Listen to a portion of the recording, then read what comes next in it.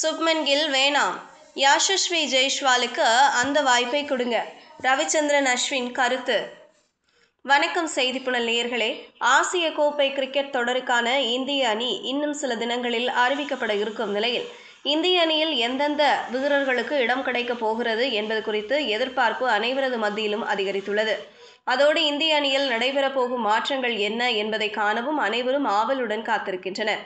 அது குறித்த விவாதங்களும் சமூக வலைதளத்தில் நடைபெற்று வருகின்றன. அதே வேளையில் இந்த ஆசிய கோப்பை தொடருக்கான இந்திய அணியில் யார் இடம்பெற வேண்டும் என்பது குறித்த கருத்துக்களை முன்னாள் வீரர்கள் பலரும் பகிர்ந்து வருகின்றனர்.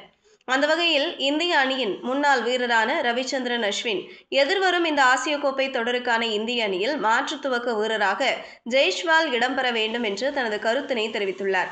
அதிலும் குறிப்பாக சுப்மன் கில்லை தாண்டி யசஸ்வி ஜெய்ஸ்வால் அந்த இடத்திற்கு தகுதியானவர் என்று அவர் கூறியுள்ளார்.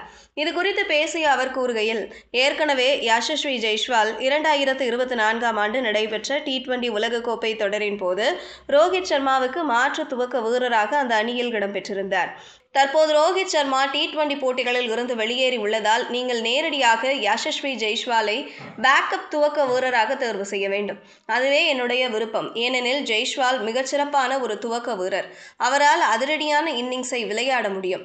தற்போதைய இந்திய T20 அணியில் சஞ்சு சாம்சன் மற்றும் அபிஷேக் சர்மா ஆகியோர் சிறப்பாக விளையாடி வரும் வேளையில் அந்த துவக்க வீரர்களுக்கான இடத்தில் மாற்று வீரராக நான் ஜெய்ஸ்வாலை தேர்வு செய்வேன்.